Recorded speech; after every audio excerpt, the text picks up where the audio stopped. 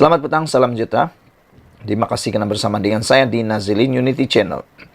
Saudara-saudara sekalian, beberapa hari selepas tindakan Syed Saddiq Syed Abdul Rahman meninggalkan kerajaan perpaduan pimpinan Anwar Ibrahim, akhirnya mereka menerima balasannya.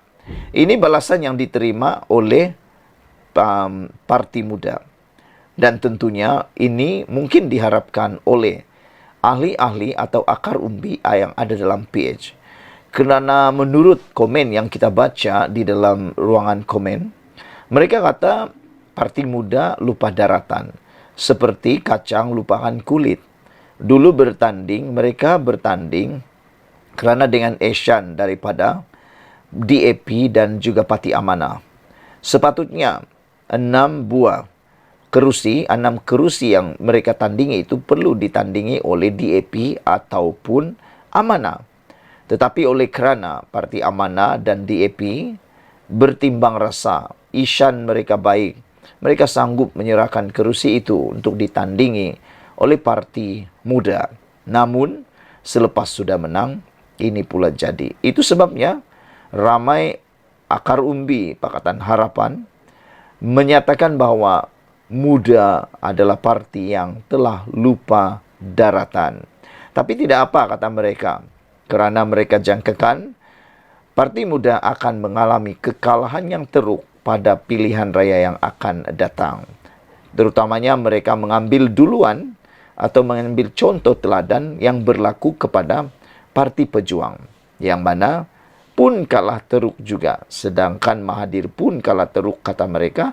Ini kan pula Syed Saddiq Syed Abdul Rahman sahaja, kata mereka, yang juga mengaitkan dengan kes mahkamah yang dihadapi oleh Syed Saddiq Syed Abdul Rahman sekarang ini. Dan ini pula balasan kepada Parti Muda yang mereka terima serta-merta di Johor. Kerjasama PH Johor Muda kini ditamatkan serta-merta.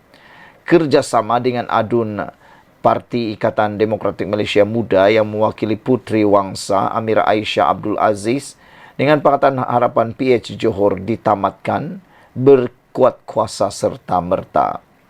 Cubit paha kanan, paha kiri pun terasa. Maka saya selaku ahli Parlimen Kerajaan Perpaduan turut membuat keputusan menamatkan kerjasama dengan adun Puteri Wangsa di Tebrau, dan dalam masa terdekat akan menyusun gerak kerja penyelarasan di Dun Puteri Wangsa, kata ahli Parlimen Tebrau Jimmy Puah Wei. Hakikatnya Muda wujud atau tidak, ada atau tiada di Malaysia, di Johor dan di Tebrau tidak memberi apa-apa makna kerana tiada beri nilai tambah kepada PH. Sebaliknya banyak menyusahkan dengan mengeluarkan kenyataan demi kenyataan yang bertujuan menyerang kepimpinan kerajaan perpaduan, katanya dalam satu kenyataan. Kenyataan Puah dibuat susulan pengumuman Presiden Muda Syed Saddiq Syed Abdul Rahman yang memutuskan untuk tidak lagi menyokong kerajaan perpaduan ekoran keputusan mahkamah yang melepas tanpa membebaskan timbalan Perdana Menteri Datuk Seri Ahmad Zahid Hamidi dari 47 pertuduhan berhubung Yayasan Akal Budi. Di peringkat Dun Johor pula, Ketua Pembangkang Dewan Undangan Negeri Dun, Andrew Che Kang Eng, yang juga adun Setulang, memutuskan bahawa tiada lagi tempat untuk Muda di dalam blok pengimbang PH. Puah mengibaratkan Muda sebagai kacang lupakan kulit yang juga bertanding melawan calon kerajaan perpaduan di 19 kerusi Dun di dalam pilihan raya negeri di 6 buah negeri. Untuk rekod, Puteri Wangsa ialah satu-satunya Dewan Undangan Negeri yang dimenangi di peringkat negeri oleh Muda di dalam pilihan raya negeri Johor ketika masih bekerjasama dengan PH. Sekian dulu untuk kali ini. Jangan lupa tinggalkan komen anda. Sila tekan butang subscribe. Kita jumpa lagi. Bye-bye. Selamat malam, salam sejahtera. Terima kasih kerana bersama dengan saya di Nazilin Unity Channel. Saudara-saudara sekalian, kata Isham Jalil, beliau kata, kerajaan yang ada sekarang ini, kerjasama antara Pakatan Harapan dan BN adalah kerjasama yang hanya melibatkan pembentukan kerajaan dan ia tidak melibatkan pilihan raya, kata beliau. Namun demikian, satu perkara yang terlupa oleh Isham Jalil ialah UMNO sudah pernah bertanding solo pada PRU 15 yang lalu. Isham Jalil sudah lupakah perkara itu? Yang mana UMNO kalah teruk pada waktu tersebut. Nak lagikah mencuba? Kita sebenarnya mahu juga melihat sejauh mana UMNO masih boleh menang. Adakah kalau UMNO bergerak solo seperti yang dikehendaki oleh Isham Jalil ini, UMNO masih mampu dapat 30 kerusi seperti sekarang? Ataupun jangan-jangan nak dapat 10 pun belum tentu lagi tanpa kerjasama daripada Pakatan Harapan. Sebagai rentetan tidak setuju dengan langkah UMNO ada hubungan bersama dengan DAP melalui PH, ahli MT UMNO Isham Jalil yang sebelum ini menjangkakan beliau akan dipecat dalam waktu terdekat ini, turut menyarankan agar parti itu bertanding secara solo dalam PRU akan datang. Katanya UMNO dan PH hanya boleh bekerjasama untuk membentuk kerajaan, tetapi tidak ketika bertanding dalam pilihan raya. Isham yang merupakan bekas pegawai khas Najib Razak juga mengingatkan bahawa yang di Pertuan Agong hanya menitahkan pembentukan kerajaan perpaduan dengan PH, bukan bergabung dalam pilihan raya. Justru itu, menurut beliau, terutama selepas keputusan buruk diterima UMNO pada PRN 6 negeri baru-baru ini, parti itu perlu bertanding secara solo tanpa apa-apa kerjasama dengan PH dalam pilihan raya selepas ini. Benarkah UMNO mahu memperoleh keputusan lebih baik? Benarkah UMNO mampu memperoleh keputusan lebih baik jika bertanding secara solo? Persoalan ini perlu dijawab oleh Isham Jalil. Benarkah UMNO mampu memperoleh keputusan lebih baik jika bertanding secara solo? Dalam hal ini, Isham agaknya lupa bahawa UMNO melalui BN telah pun bertanding secara solo pada PRU 15 November 2022 yang lalu. Namun terbukti akhirnya melalui pertembungan 3 penjuru yang melibatkan PH dan PN, bertanding secara solo tidak mendatangkan hasil yang baik kepada Barisan Nasional. 30 kerusi yang dimenangi BN dan 26 daripadanya melalui UMNO adalah bukti bertanding solo bukanlah pilihan yang tepat untuk diulangi sekali lagi. Apakah Isham Jalil mahu UMNO menerima nasib yang sama atau mungkin lebih kurang lagi kerusi yang mampu dimenangi pada PRU 16 akan datang dengan bertanding secara solo sekali lagi? Sementara UMNO sudah berada dalam kerajaan bersama PH, hubungan kerjasama dalam konteks parti sepatutnya turut dipereratkan sama. UMNO pada hakikatnya tiada pilihan lain jika ingin kembali relevan dan dominan dalam politik negara ini, melainkan bersama dengan PH walaupun ada DAP di dalamnya. Selain hanya dengan bersama PH saja, UMNO boleh bertanding semula di sebagian besar dan tidak mustahil di semua kerusi majoriti Melayu yang biasa ditandingi sebelum ini. Bersama PH yang ada DAP di dalamnya juga adalah suatu kelebihan buat UMNO, kerana ia memperlihatkan suatu bentuk kerjasama yang ikhlas dalam kerajaan serta di luar kerajaan. UMNO tidak harus bermusuh dari segi politik dengan DAP, kerana kedua-dua parti itu tidak bertanding secara sesama sendiri. Tetapi peranan masing-masing adalah saling melengkapi. Memukan bahawa DAP merupakan ancaman kepada orang Melayu hanyalah mainan pas dan bersatu untuk melemahkan UMNO. Sejak bersama dalam kerajaan perpaduan ini telah terbukti DAP langsung tidak memberi ancaman, malah akur dengan kedudukan agama Islam, hak istimewa orang Melayu, bahasa Melayu, raja-raja Melayu dan lain-lain lagi sebagaimana sedia termaktub dalam perlembagaan negara. Apa yang perlu dilakukan dalam tempoh masa masih ada sekitar 4 tahun lagi sebelum PRU 16 akan datang ialah UMNO harus memperhebatkan lagi siri-siri penerangan untuk memberi kefahaman berkenan bentuk kerjasama baru dengan PH itu, di samping memperkukuhkan lagi kedudukan parti. Jika itu dapat dilakukan di samping berjaya memperlihatkan hasil kesepakatan yang baik dengan PH yang ada DAP bersamanya dalam mengurus kerajaan, UMNO pasti akan diterima kembali oleh orang Melayu. Selain UMNO harus berusaha meyakinkan orang Melayu bahwa DAP bukanlah ancaman, di waktu yang sama DAP juga mesti sentiasa menampilkan wajah yang tidak memberi kebimbangan kepada orang Melayu itu sendiri. Harus juga disedari, PAS dan Bersatu bukanlah parti yang lebih baik berbanding UMNO daripada segi perjuangan untuk membela orang Melayu dan rakyat berbilang kaum di negara ini.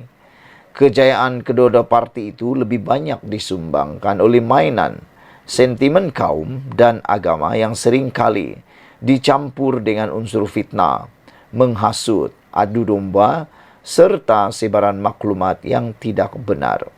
Untuk itu, UMNO tidak perlu gentar berdepan PAS dan Bersatu untuk meraih kembali sokongan pengundi Melayu. Peneraan yang berterusan pasti akan berjaya memadam kepalsuan. Semua benda dalam dunia ini mengalami perubahan dan untuk terus hidup, UMNO juga perlu berubah untuk menyesuaikan diri dengan zaman yang sentiasa berputar. Berkawan dengan PH yang ada DAP di dalamnya adalah perubahan yang tidak dapat dielakkan oleh UMNO demi survival masa depannya. Bukan saja dalam mengurus negara, tetapi juga bagi menghadapi pilihan raya lantaran berbanding PN adalah musuh yang terang lagi nyata. Memang mahu membunuh mereka. Maka itu, daripada Isam terus meroyan mahu UMNO bertanding solo kerana ketakutannya kepada bayang-bayang DAP itu sendiri, lebih baiklah beliau melangkah pergi dahulu sama ada menyertai PAS atau Parti Bersatu. Kerana di dalam Parti PAS dan Parti Bersatu, di dalam Perikatan Nasional, tiada Parti DAP. Apa kata? Itu yang dilakukan oleh Isham Jalil, yaitu meletak jawatan dan meninggalkan UMNO. Janganlah tunggu untuk dipecat, kerana nanti kalau dipecat ada lagi pula ceritanya. Lebih baik undur diri dan cari haluan yang benar-benar beliau sukai. Kalau dah tak setuju dengan presiden parti, apa kata? Tinggalkan saja parti itu. Sekian dulu untuk kali ini. Dipetik daripada sabudinhusin.com. Kita jumpa lagi. Bye-bye. Selamat malam, salam sejahtera. Terima kasih karena bersama dengan saya di Nazilin Unity Channel. Ada orang dulu kata Anwar Ibrahim akan tumbang pada bulan Ogos. Tapi sekarang dah nak habis bulan September tak tumbang-tumbang lagi. Bahkan terkini Anwar Ibrahim kini semakin gah di puncak sana dengan kemenangan bergaya di Dewan Undangan Simpang Jeram dan juga di Parlimen Pulai Johor. Namun demikian, hari ini kita nak bercakap tentang subsidi bersasar yang mana ada orang kata boleh menyebabkan Anwar Ibrahim mengorek kubur sendiri. Namun demikian, sebenarnya semua itu adalah bohong dan tidak benar. Kerana menurut Menteri Ekonomi Malaysia iaitu Rafizi Ramli, subsidi bersasar tidak akan buat kerajaan jatuh. Keputusan kerajaan untuk melaksanakan subsidi bersasar sebagai sebahagian daripada rancangan Malaysia ke-12 mungkin memberi kesan secara politik. Langkah itu boleh meningkatkan inflasi dan kos hidup yang boleh digunakan oleh pembangkang untuk mengasak kerajaan pimpinan Anwar Ibrahim. Bagaimanapun, tulang belakang di sebalik rancangan itu, iaitu Menteri Ekonomi Rafizi Ramli percaya langkah tidak popular itu perlu dan Anwar tidak menggali kubur sendiri. Sebaliknya, katanya, RMK-12 termasuk rancangan subsidi bersasar akan menambah baik kehidupan rakyat dan memastikan Pakatan Harapan PH kekal memerintah.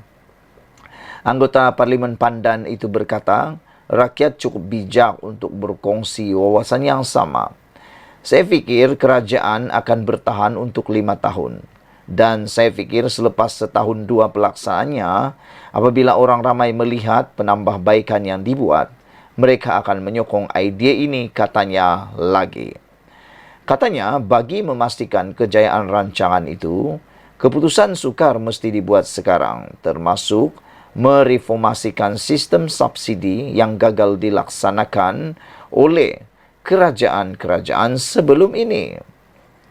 Jika kita gagal mencapai perkara ini dalam 5 tahun, kita harus mula laksanakan banyak reformasi teras secepat mungkin untuk memberikan masa kepada keputusan fiskal dan keuangan bagi manfaat negara ini.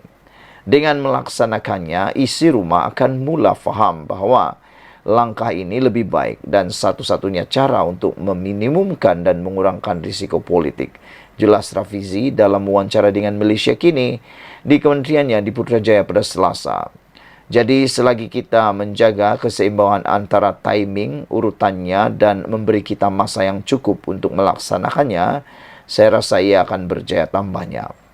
Langkah radikal itu antara 17 anjakan besar yang diketengahkan dalam kajian separuh penggal bagi memastikan pembangunan sosioekonomi sehingga 2025. Pada peringkat awal, laporan kajian itu, penekanan akan diberikan kepada subsidi elektrik, diesel dan petrol. Penjimatan daripada langkah subsidi bersasar itu akan digunakan untuk mendanai projek dan program sosioekonomi bagi manfaat rakyat. Ia akan dijalankan berpandukan data 10 juta isi rumah daripada sistem pangkalan data utama padu. Data ini merangkumi pekerja sektor tidak rasmi. Sementara itu, Rafizi menafikan RMK12 menyamai kerangka ekonomi kerajaan sebelum ini, terutamanya ketika pentadbiran Abdullah Ahmad Badawi dan Najib Razak. Membangkitkan kegagalan program transformasi kerajaan dan program transformasi ekonomi, dia berkata terdapat perbezaan besar antara rancangan itu dengan RMK12. Katanya, RMK12 tidak menggunakan perunding luar, sebaliknya 100% menggunakan kepakaran sektor awam. Saudara-saudara sekalian, kita ucapkan tahniah kepada Datuk Seri Anwar Ibrahim atas pelaksanaan RMK12, pengumuman RMK12 yang mana pada pendapat saya amat baik dan menekankan kesejahteraan rakyat. Oleh sebab itulah, saya bersetuju dengan apa yang dikatakan oleh Rafizi Ramli. Subsidi bersasar tidak akan buat kerajaan jatuh. Sekian dulu untuk kali ini. Jangan lupa tinggalkan komen Anda. Sila tekan butang subscribe. Kita jumpa lagi. Bye-bye. Selamat petang. Salam sejahtera. Terima kasih kerana bersama dengan saya di Nazilin Unity Channel. Tak tahan lagi, akhirnya DAP tampil. Memberi ulasan, memberi jawapan, menemplak Isham Jalil atas tindakan beliau mempersoalkan UMNO yang bekerjasama dengan DAP semasa pilihan raya. Hari ini, DAP melalui Anthony Lok mengatakan bahawa itu Isham Jalil cakap, bukan UMNO. Setiausaha Agung DAP Anthony Lok berkata, cadangan supaya UMNO bertanding sendirian dalam pilihan raya adalah pendapat pemimpin parti itu Isham Jalil semata-mata. Itu Isham Jalil cakap, bukan UMNO cakap, kata beliau. Dia tidak mewakili UMNO. Dia hanya salah seorang pemimpin sahaja, kata Lok dalam sidang media di sebuah hentian bas stesen LRT di Ibu Negara hari ini. Dia mengulas mengenai kenyataan Isham bahawa yang di Pertuan Agong hanya menitahkan pembentukan kerajaan dengan Pakatan Harapan PH, bukan bergabung dalam pilihan raya. Kenyataan itu dikeluarkan selepas UMNO hanya menang 19 kerusi, walaupun bertanding di lebih 108 kerusi Dewan Undangan Negeri Adun dalam pilihan raya di 6 negeri. Isham sendiri yang juga ahli Majlis Kerja Tertinggi MKT sendiri menjangkakan dia akan dipecat bersama beberapa pemimpin UMNO minggu ini. Tindakan itu dakwanya kerana tidak sehaluan dengan keputusan parti untuk bekerjasama dengan DAP. Sementara itu, menjawab kenyataan Lok, Isham berkata pandangannya mewakili akar umbi UMNO. Katanya lagi, akar umbi mahu UMNO mempertahankan hak-hak orang Melayu dan bukan mengikut telunjuk DAP untuk perjuangkan Malaysia. Jika mahu tahu secara tepat apa yang akar umbi UMNO mahu, YB boleh minta kepada kawan-kawan pro-DAP YB dalam UMNO untuk buat referendum dan tanya 3 juta akar umbi UMNO sama ada mereka mahu bekerjasama dengan DAP atau tidak, kata Isham Jalil lagi. Saudara-saudara sekalian, kenyataan Isham Jalil ini telah pun menjentik hati Presiden UMNO sendiri, iaitu Zahid Hamidi, apabila beliau mohon supaya Isham Jalil menghormati pendapat orang lain dan tidak hanya mahu pendapat beliau dihormati. Saudara, apa pendapat anda semua tentang isu kali ini? Adakah patut UMNO perlu meninggalkan gabungan PHBN dan membentuk diri sendiri dalam pilihan raya? Pada pendapat saya, kalau Barisan Nasional UMNO bertanding secara solo tanpa kerjasama PHBN, saya fikir buat masa ini UMNO dan BN khususnya UMNO akan menghadapi masalah yang sangat besar. Pada pendapat saya, mereka masih belum mampu lagi berdikari setakat ini kerana mereka masih perlu mencari rentak semula. Tapi tak tahulah apa pendapat anda sekalian. Namun, adalah lebih baik untuk terus bekerjasama dengan PHBN sehingga UMNO benar-benar sudah boleh merangkak semula. Ditambah pula, Perikatan Nasional pada waktu ini masih mempunyai kekuatan yang datangnya daripada PAS. Sekian dulu untuk kali ini. Jangan lupa tinggalkan komen anda, tekan butang subscribe. Kita jumpa lagi. Bye-bye.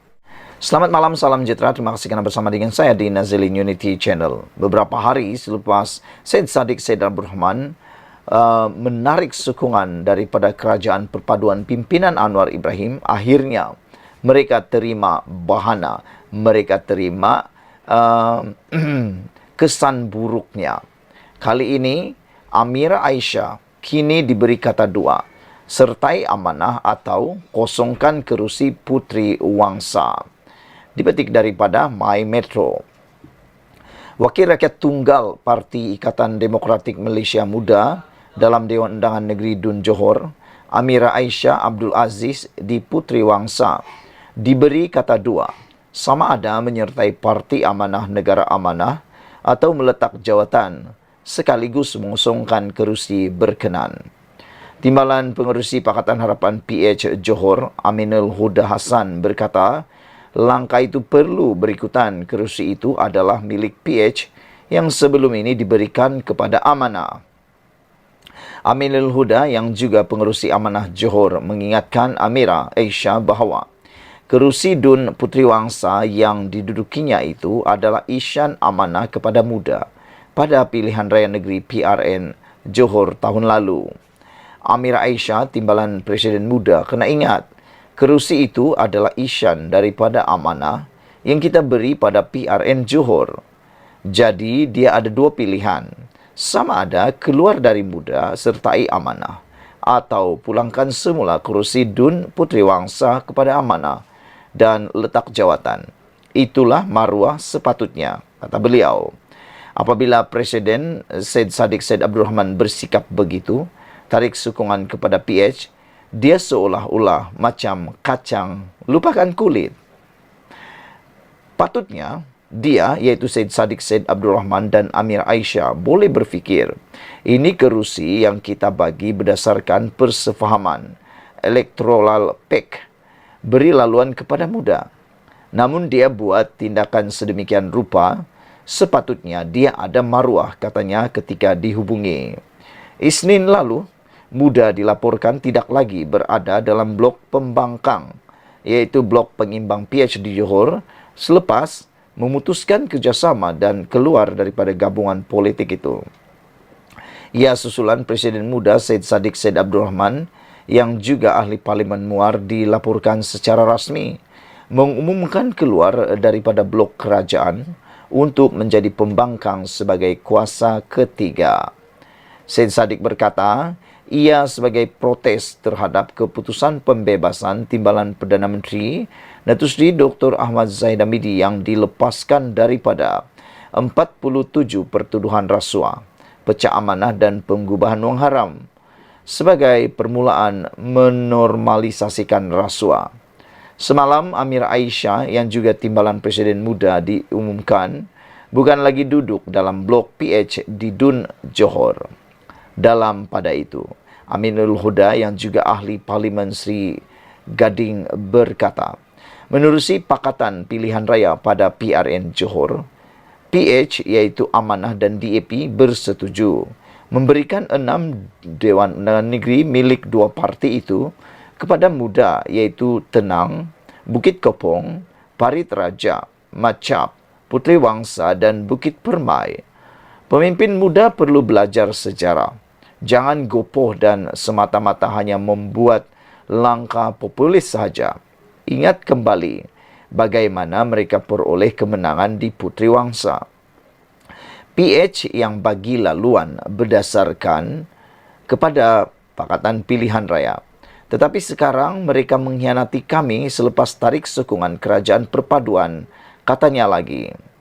Amira Aisyah terus galas mandat di Puteri Wangsa hingga pilihan raya akan datang.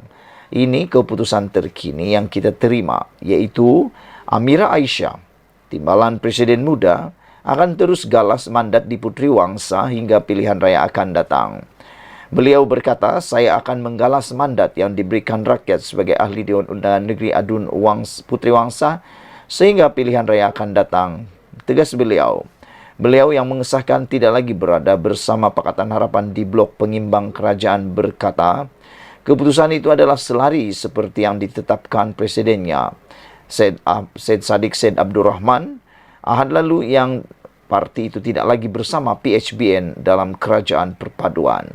Menurutnya, sebagai wakil muda di Johor, beliau tidak lagi akan berkongsi blok yang sama dengan PH dan atau BN. Apa maksudnya untuk kedudukan kerusi Puteri Wangsa? Bagi Dewan Undangan Negeri Dun Johor, kedudukan sebelum ini untuk PH dan Muda adalah blok pengimbang kerajaan. Sekian dulu untuk kali ini. Jangan lupa tinggalkan komen Anda, tekan butang subscribe. Kita jumpa lagi. Bye-bye. Selamat petang, salam sejahtera. Terima kasih karena bersama dengan saya di Nazilin Unity Channel. Saudara-saudara sekalian, dipetik daripada Sabudin.com, Isham Jalil memang patut dipecat daripada UMNO. Sebelum kita teruskan ulasan kali ini, jangan lupa tinggalkan komen Anda, tekan butang subscribe. Saudara-saudara sekalian, sejak belakangan ini ada seorang pemimpin daripada UMNO yaitu Isham Jalil begitu lantang mempertikaikan keputusan-keputusan dan juga cuba memberikan pendapat peribadi beliau yang mana ia turut mencuit Zahid Hamidi. Isham Jalil memang patut dipecat daripada UMNO. Apa pendapat Anda semua? Tidak pasti sejauh mana benarnya Isham Jalil, ahli MT UMNO, dipecat dalam masa terdekat ini. Sejauh ini, ia hanya sekadar dakwaan Isham berdasarkan cakap dengarnya semata-mata. Dalam catatan di media sosialnya, Isham dipetik sebagai berkata, saya dengar minggu ini ada beberapa lagi ahli UMNO akan dipecat. Dalam mesyuarat nanti, ada ura-ura kata nama saya pun mungkin tersenarai. Berdasarkan catatannya itu, segala kemungkinan beliau dipecat daripada UMNO itu tidak lebih hanyalah suatu andaian semata-mata sahaja. Begitupun sebagai ahli MT UMNO, tindakan beliau menyanggah keputusan parti berkenan hubungan dengan PH dan yang ada DAP di dalamnya adalah suatu keterlanjuran yang serius. Isham sepatutnya membangkitkan perkara itu dalam mesyuarat MT UMNO. Dalam hal ini, tidak diketahui sama ada beliau pernah membangkitkannya ataupun tidak dalam mesyuarat MT UMNO. Kiranya beliau pernah membangkitkannya dan ia ditolak secara majoriti oleh MT UMNO. Beliau patut dan perlu akur dengan keputusan tersebut. Kerana itulah hukum demokrasi dalam berorganisasi, di mana keputusan majoriti hendaklah dihormati serta diakuri. Jika terus tidak setuju juga, adalah tidak wajar terus mencecah secara terbuka. Pilihan seterusnya jika tidak setuju dengan keputusan majoriti ialah meletak jawatan sebagai ahli MT. Pun begitu, jika Hisham tidak pernah membangkitkan isu hubungan UMNO dengan PH, khususnya dengan DAP, di dalam mesyuarat MT Parti, sebaliknya hanya berani bercakap di luar melalui saluran media sosialnya sendiri. Ini bermakna beliau memang secara sengaja mengundang surat pemecatan hadir ke pintu rumahnya. Lagi pula, keputusan UMNO bekerjasama dengan PH telah lama dibuat, iaitu pada November 2022. Sebaik saja berakhirnya PRU 15 lalu. Apakah ketika itu Hisham ada membuat bantahan? Bukankah waktu itu beliau merupakan ketua penerangan UMNO? Kenapa tidak letak jawatan dalam jawatan lantikan presiden itu jika tidak setuju dengan hala tuju baru UMNO sejak awal lagi? Oleh kerana Hisham turut bertanding menawarkan diri untuk mengisi salah satu kerusi MT dalam pemilihan UMNO kemudiannya, yaitu pada Mac 2023. Pemahaman paling mudah ialah beliau dianggap bersetuju dengan hala tuju UMNO ketika itu yang sudah pun menjalin kerjasama dengan PH. Soal pokoknya di sini, kenapa baru sekarang beliau mahu bersuara menyangga? Apakah Hisham ada terkecil hati kerana UMNO tidak memilihnya sebagai calon dalam PRN Negeri Selangor baru-baru ini? Dalam berparti atau berorganisasi, bukan tidak boleh bersuara, tetapi selagi saluran rasmi untuk beliau berbuat demikian masih terbuka, saluran itulah yang patut digunakan. Tidak tahulah, mungkin Hisham sengaja mengenepikan saluran rasmi itu, sebaliknya memilih saluran terbuka agar beliau boleh dipecat oleh UMNO. Tak mustahil juga tindakannya mendedahkan berkenan cakap dengar pemecatannya itu dengan tujuan agar beliau boleh dipecat oleh UMNO. Tidak mustahil juga tindakannya mendedahkan berkenan cakap dengar pemecatannya itu dengan tujuan agar beliau lebih cepat diambil tindakan. Jika begitu, beliau memang patut dipecat dan Zahid Hamidi tidak harus berfikir dua kali lagi. Lagi disimpan entah apa-apa lagi onarnya selepas ini. Sedangkan UMNO perlu bersatu hati untuk berdepan musuh politik utamanya, yaitu bersatu dan PAS dalam banyak lagi cabaran perjuangan yang lebih getir di masa depan. Ditulis oleh sabudinhusin.com. Sekian dulu untuk kali ini. Jangan lupa tinggalkan komen anda, tekan butang subscribe. Kita jumpa lagi. Bye-bye. Selamat petang, salam sejahtera. Terima kasih kerana bersama dengan saya di Nazlin Unity Channel. Akhirnya, perkara ataupun berita yang kita tunggu-tunggu berkaitan dengan Sanusi Maknur, iaitu Menteri Besar Kedah pada waktu ini, diumumkan oleh SPRM. Sebelum kita teruskan ulasan kali ini, jangan lupa tinggalkan komen anda, tekan butang subscribe. Saudara-saudara sekalian, perkara yang kita tunggu-tunggu akhirnya kunjung tiba juga, yaitu menurut Azam Baki, Ketua Pengarah SPRM, mengatakan bahwa SPRM akan memanggil Sanusi selewat-lewatnya minggu depan.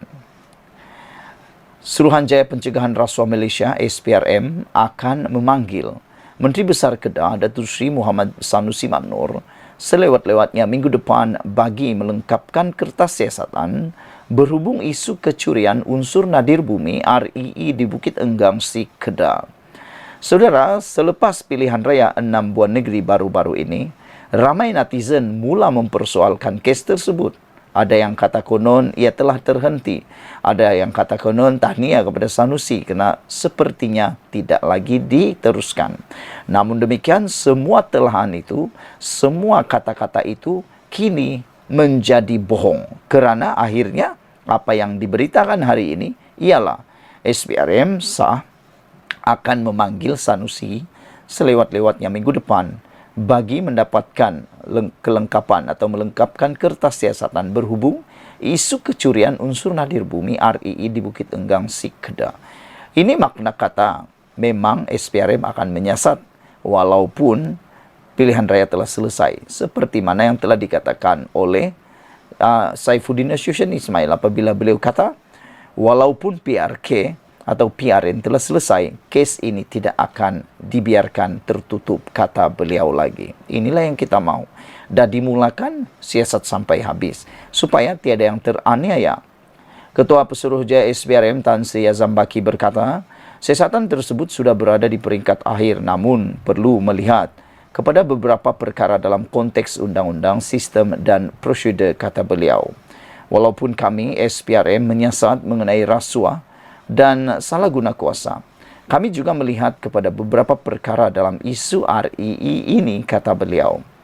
Dengan sistem dan prosedur, tugas kami adalah untuk menasihati kerajaan negeri tentang bagaimana hendak memperbetulkan keadaan.